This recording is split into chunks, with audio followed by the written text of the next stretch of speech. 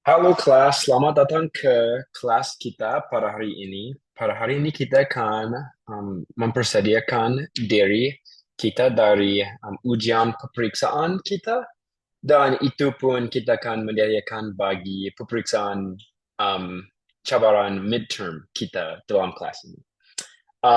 Sepanjang kelas ini saya akan sekejap bahasa Melayu saya dan kita akan buat ini secara bahasa Inggris. So, let's go ahead. We're going to jump into a couple of different things before we get into the actual talking to the content itself.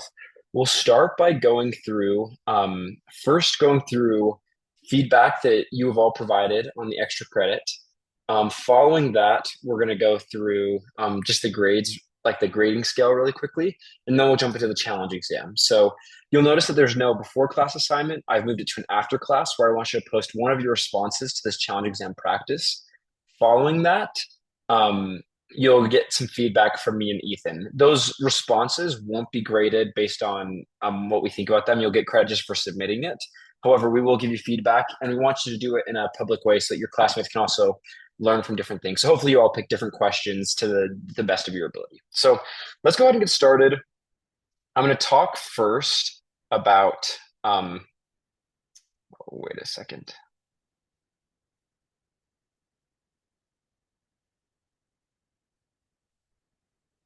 I'm going to talk first about the survey that I had you guys do. So just really briefly, I actually have you exactly about where I want you. It looks like more than half the class is in this 3 hour to 2 hour range, which is about perfect. That's where I want you. So for those of you, there's somebody that said they're taking more than 4 hours, taking 4 hours. I would love for you to come chat with me to see if there's not a way we could kind of cut this down. And then for those of you that are in 1 hour, good for you. You're doing it really quickly. Very impressive with that, with the Perwallens as well. Past that, favorite lessons, things like merit traditions, cultural history and colonization, the interactive and practical practice, and the secular vocabulary. That's what AI chose to highlight here. I've also read through each of these, but I mean, I guess that's a handy feature. I also like that people really enjoyed Ethan and his wife Tracy coming to speak. I'm happy to hear that was a good addition to the class. Likewise, people really liked the discussions class wide, videos, as well as like different games and partner work. So I'll definitely keep that up. Presentations was pretty low, so that's good to know. Yeah, otherwise, it seems like things are going well. People really like the break off activities. I think the assignments are good. Like the cultural comparison, specifically between Malaysia and Singapore, as well as Malaysia and America, was a really specific piece of feedback. So I will definitely continue doing that in class. As far as things I should stop doing, one thing that's acknowledged here, I got a lot of feedback on. I got a lot of feedback on doing less, giving more assignment clarity. So I'll definitely try to go ahead and do that. I try not to give rubrics for everything so that you can feel like you can create something you want. I feel like it's a really stale class if everything's just doing a rubric that's a checklist. But I also acknowledge that I think that can be hard for some people, especially when they don't get the grade they expect. So I'll definitely do my best to make sure the assignment's very clear. Otherwise, people wanted more breakouts. And I definitely also hear on the Perbuan assignments. I understand that it's a long time to talk with people from Malaysia. What I would suggest is that one thing is please feel free to break it up, especially as we get into this kind of like last month and a half that we do them. Please feel free to break them up with different people in Malaysia. Talk to different families, to return missionaries, and you can do multiple conversations. That's totally fine by me. And I hope that you do that. I've heard that people are talking to Brother Jeff like every week, which is fine. But I hope that we don't have 10 people talking to Brother Jeff. There's plenty of people out there. So I hear that those can be a drag. However, I just have to acknowledge that they are the best way to make sure that we're in the language with natives and actually speaking with others. So I I am going to keep doing them. This is kind of following the Arabic courses, their guidelines, how they do it. So it's just kind of building off what they've done as well and seen a lot of success with. So otherwise, one big thing that people say was partner selection. They did not like that I don't have to pick their own partners. So I will compromise. I will keep picking partners because I want everybody to mix up with people. I know that people will gravitate towards people. I'm the same people if I don't. But I will have more of picking your own partners. So ma'af. And I will try to keep mixing that up, kind of splitting time between both. So yeah, otherwise, great reviews, people saying that they feel like their Malay is improving to different degrees. So happy to hear it. Past that, I just want to go ahead and look at the grades really quick, just so that everybody's really clear. Um, there is still a lot of grading in the class to be done. You've only completed like a little over 300 points of the class. Just know that things like the final presentation will be worth quite a bit. Your attendance won't go until the end of the semester, but if you haven't missed more than 3 classes, then you can expect to get that entire grade. Same with like the eating nights. Otherwise, you have like these really standard assignments. I would just suggest that there's still a lot of grading to be done, so please don't be nervous about the grades you have right now. Keep in mind that there's a total of 12,005 points, and we've only done a little over 300. So to get an A in the class, you need to get a 90, which is 1,085 points, which means you can miss 120 points and still be totally fine. So I would just suggest if you have any concerns, like just remember you have 120 points that you can miss. So you've got, yeah, quite a bit of breathing room still to come in the semester. I just want to make sure that everybody's quite clear that we have that. And also just call out that the challenge exam midterm we're talking about today is only worth 40, and the final exam is worth 100. What's important for me to remind you as well with the final exam is that it's actually only 100 points because it's not too crazy a final exam. It's open note. You should feel very comfortable, I think, on it. I don't design it with it being very hard. I just design it as kind of like a recap on the course, and they asked me to make sure that I have a final exam. So please go ahead and yeah, go watch that on your own. So be prepared for that. So anyway, yeah, that's everything that I had to talk about with grading. So let's jump right into the challenge exam prep. And I'll tell you exactly what you can expect when it comes to the exam and some of my tips. And then I'll have different practice that we'll go through. So yeah, the other thing that I want to make sure that we know is coming up on November 13th, we're going to have the Makan Bersama, the night where we all get together. I haven't confirmed the location yet, but you'll hear that in class when I'm back.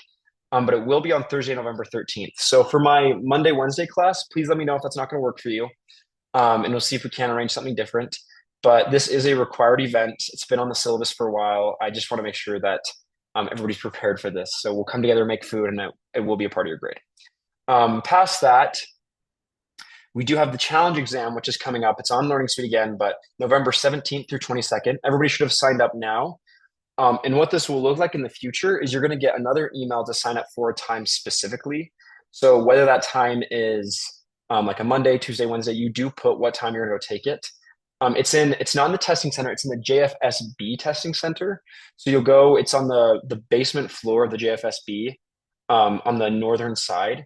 You'll go into that room and you'll sit down and they'll have like an older Mac for you to take the test on. And you'll do everything there. You'll have they'll provide headphones for you, and that's how you'll do it. So it's in the JFSB, and you will schedule the date and time. So just pick a time, whatever time you feel like you do best on tests. I would usually take tests at 8 a.m. during college. So just whatever time works best for you, make sure to go ahead and plan that. So anyway, that's for kind of like the where and the when of the challenge exam. I'll get into some more specifics. Yeah, otherwise, let's just go. I want to talk about some general principles for when you're taking the challenge exam. My first thing that I want to say is that it's more important to be lancar than dalam in your Bahasa Malaysia. It's going to be really important here that your whole goal is that you want to be easily understood here. The goal here isn't to show the test grader that you speak the most in-depth Malay, you can use crazy vocabulary, but just that you do speak the language. Think of the challenge exam less of some skill test to see how deep you know the language, and more as like a reward for congrats on serving an 18-month or a 2-year mission speaking this language. We want to help you to succeed with the skills that you developed already, right? Realistically, I think with what I know about each of you in this class, you all should be able to get 4 A's in the 4 different classes it's offered for. So just go ahead and remember the goal here isn't to prove that you know the most Malay vocabulary, but to be just a clean speaker. The next thing is the principle of circumlocution, which this is very important. It's when you're speaking Malay, if there's a word that you don't know, to work around it, okay?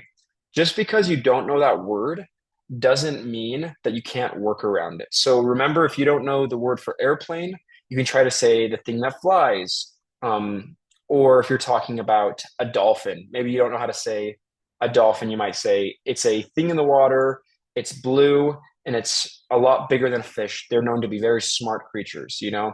This is just an example of if you don't know words on the test, you can work your way around it.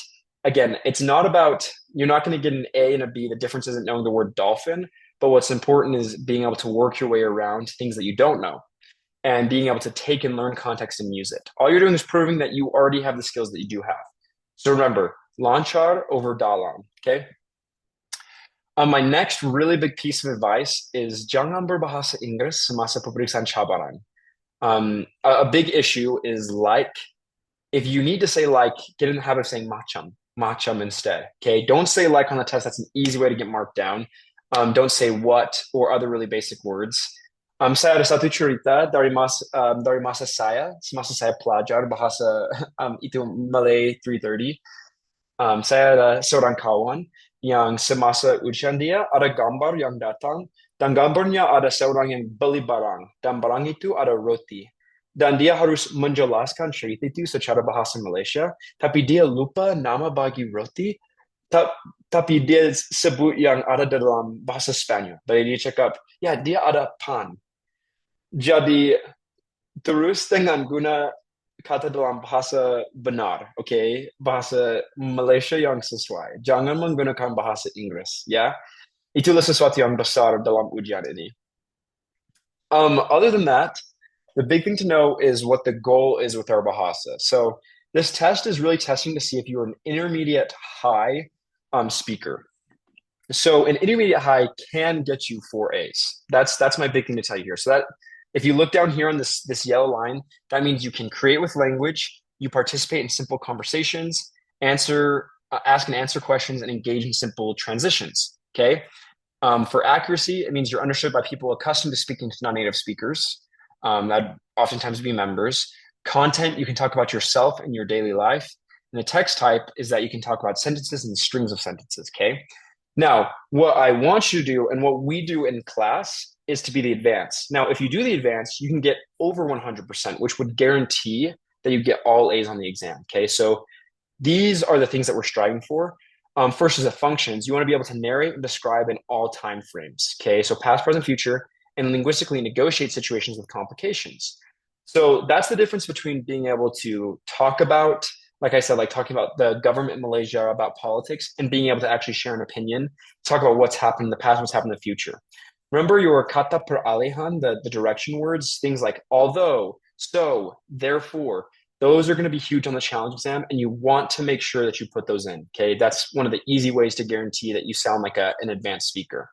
Next is we really want to focus on our accent, our logat, and make sure that we can be understood by monolinguals not accustomed to speaking to non-native speakers. So remember the things we've talked about in the class when it comes to emphasizing the kata asal, the root word. Okay, so things like instead of ajar is correct. If you say mangajar, that means to chase rather than to teach. Okay, so you want to emphasize the ajar is the root word, right? This is other things like the glottal stop we talked about. Instead of tidak, talk about tidak, tidak. We want to emphasize things like that. When it comes to content, I'm confident in all of you doing this, but we want to be able to talk about self, daily life, as well as non-autobiographical topics and topics of general interest. So again, like I mentioned, this is talking about politics, opinions on things. This is big for us. Otherwise, the biggest difference is that you go from just saying a couple of sentences that can string together to saying oral paragraphs with a variety of text types, including the use of complex sentences, transitions, and discourse markers. So this is the kata peralihan again, as well as this is telling stories. If you can tell a story, you're in a really great spot. So especially when it comes to the speaking and the writing portions of the exam, definitely make sure that you're telling a story as much as you can. Okay, great. Past that, here's what you can expect on my midterm that you'll be taking. So we won't have class on Wednesday, so you can take the midterm. It is not a very long exam. It's only 14 questions, okay? And it's only worth 40 points, which if you do the math, that's as much as your weekly assignment in Perbualan usually is, okay? What you can expect is 3 listening questions where you'll listen and give an answer based on what you hear. 3 speaking questions, which while you're in the exam, what you'll need to do is record it on your computer or on your phone and then upload it through there. Sorry, there's not a better way of doing this, but you'll just go to like an app. I have it proctored, but that doesn't mean you can't access other things. So you go to like voice memos and upload it there. Other than that, there will be three writing questions. That'll just be prompts that you need to respond to, and there'll be five reading questions. The big thing to know about my exam and the challenge exam is all of the questions will be in English. They're not testing your ability to know what the question's asking. They're testing the answer to it, right? So when it comes to the writing prompts, the speaking prompts, they will always be in English and you respond in Malay. Okay, make sure that is something that has happened. Make sure you respond in Malay, even though it's an English question. It's just making sure that no matter what your level is, you can understand the question. And it's up to you to create a good answer. So this is what you can expect in my midterm exam. There's no timing associated with it, but I anticipate it'll take you around an hour, maybe a little bit more. On the actual challenge exam, this is about what you can expect. I don't know exactly what it is, but you can expect about five writing questions, all varying in length, kind of going from easiest to hardest, 10 speaking questions, 10 listening questions, and 10 reading questions. And I think that reading is split between multiple readings. So you'll read a passage and then you'll give answers on it. So yeah, those are the kind of differences. So you'll see that my midterm exam is just set up to help you prepare for it, okay? Because it's a good learning experience, I really recommend that you take it serious. Please, please, please, when you take this exam, focus on making it be a real experience, okay? Remember, the points are, it's going to be pretty easy to do well on this exam, okay? But the goal is for it to be a real experience for you to kind of build this muscle of taking the challenge exam. So with that, we're going to go ahead now and do some practicing of doing this. What I'm going to ask you to do on this video is I'm going to read the question for you, and then I want you to pause and actually do it on your own, okay? So this is the easiest way for me to do it. So I'll read the question, then I want you to pause and speak aloud. And I think what's best, especially in these speaking ones, is maybe record yourself and then listen to it back after to see how it sounds, okay? So here's the first question. Oh, so, and sorry, I'll just give a quick explanation. I want you to try on this one to tell the story. Act like I can't see this picture at all and tell a story, okay? So this is a classic Calvin and Hobbes comic, okay? So when you're ready, pause and try to tell this story to yourself.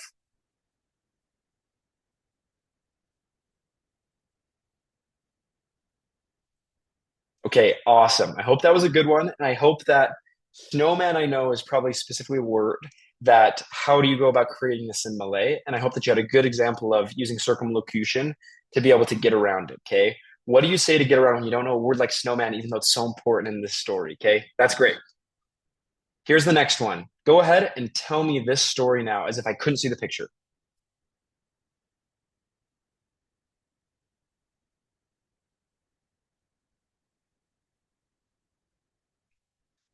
Okay, this is great. Again, another word that you might not know is balloon. Okay, so what do you do when instead of balloon? What do you say instead? It's a great practice. Okay, okay. Here is our. I think this is our last speaking prompt. Okay, this is what you might expect to see on the test. The question is to explain your favorite movie. Now, the rest is just helping you to know what might be some things you might explain about it. What happens in this movie? Why do you like it so much? What else should I know about your favorite movie? Tell it to me like I don't even know it, okay?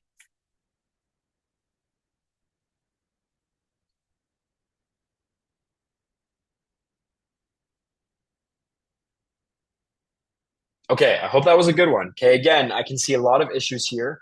If you're not sure what to say, it can be a pretty difficult situation. So I hope that one went well. Okay, for the next ones, I want you to go ahead and write these down. Now, you're going to be doing it on a computer when you're actually in the challenge exam. So I would recommend just opening up a Google document or a Word doc and typing up your answers right now. Okay, here is the first writing prompt, and it has time associated with it. First one, what are your feelings on grocery shopping? What do you usually purchase? Where might you shop? Why do you shop there? Go ahead and write or type your response for this.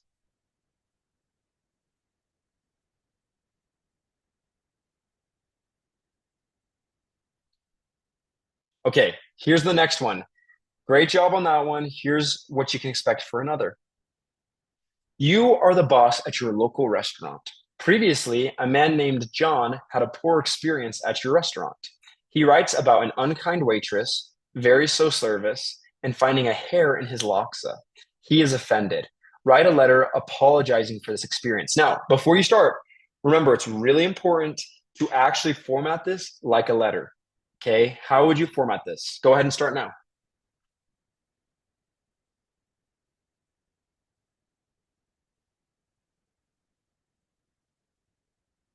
Okay, I hope that was a good one. Some things that I would call out that are really important in writing one like this.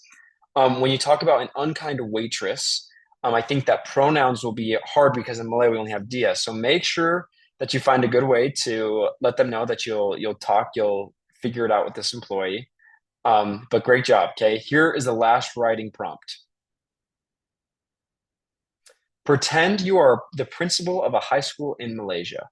Your American students are requesting to have an additional holiday for the 4th of July. Write a letter to them explaining why they can or cannot have this extra holiday. Okay, give it a shot.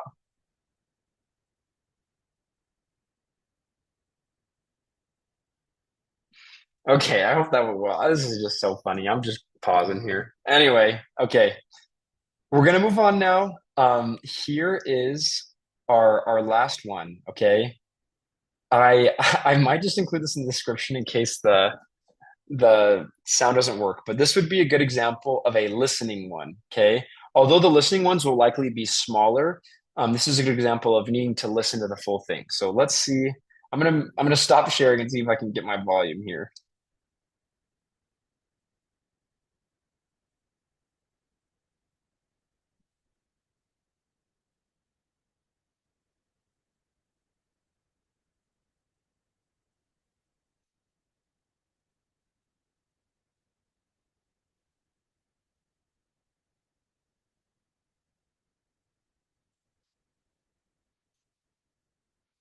That's hilarious.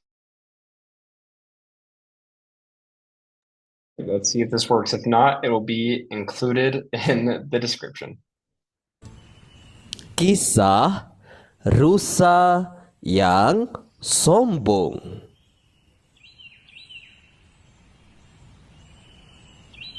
Dalam sebuah hutan ada seekor rusa yang sangat sombong.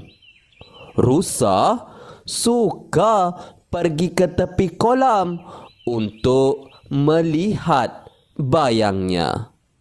Dia selalu berbangga dengan tanduknya yang cantik.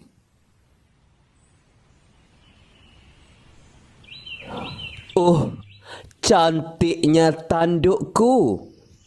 Tapi lihatlah pula betapa kurusnya kakiku.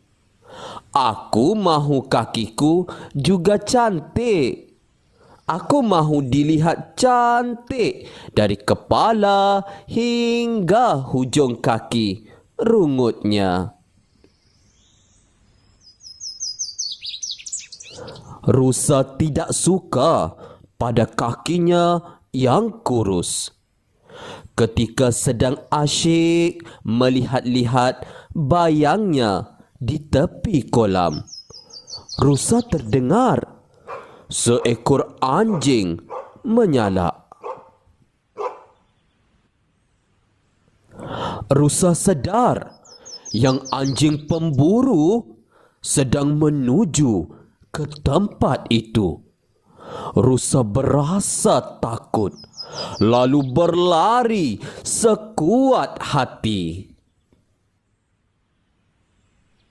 Sedang dia berlari ke dalam hutan, tiba-tiba tanduknya tersangkut pada dahan-dahan pokok yang rindang. Rusa meronta-ronta untuk melepaskan tanduknya. Rusa bertambah cemas apabila salakan anjing semakin dekat. Akhirnya kakinya yang kurus itu yang menolongnya melepaskan diri. Namun begitu, tanduknya patah sedikit. Anjing pemburu semakin hampir. Rusa itu berjaya melarikan diri kerana dia boleh berlari laju. Sekarang dia menyedari kegunaan kakinya yang telah membantu menyelamatkan dirinya daripada bahaya. Adik-adik semua, pengajaran yang dapat kita ambil daripada kisah ini ialah sentiasa bersyukurlah dengan apa yang kita miliki. Okay, awesome. So take a second now. You can pause the video to try and answer these questions first. Okay, I'll give answers right after. Okay, here are some of the answers that you might expect. There are two animals in this story. What are they? Itu rusa sama anjing. Okay, rusa sama anjing. There's only one human in this story. How are they described? Dia pemburu. Pemburu. Okay, a hunter. Bagus. I think a good answer if you don't know pemburu would be pembunu. Boleh juga. What is the main animal's complaints about its legs? Kakinya terlalu kurus. Okay, terlalu kurus, terlalu skinny. He feels like he wish he had bigger legs so he could be beautiful from his head down to his legs. After running away from the human, what happens to the main animal in the forest? Rusa itu dia masuk ke dalam pokok dan tidak boleh keluar lagi. Okay, his horns get stuck as he's running through the low trees. Okay, but he's able to get out. And what is the takeaway from the story? This would be a great time to say something like pendapat saya dan pendapat dari cerita ini yang kita harus bersyukur bagi apa yang kita miliki. We should be grateful for whatever we have. Okay, great. That is everything that you can expect to see on the challenge exam. That's kind of the format, other than I did not include any reading portions there. So anyway, this is awesome. I hope that this was helpful for you guys. So if you have any questions, feel free to send me a message over Outlook. And good luck on the test this week. Semoga berjaya.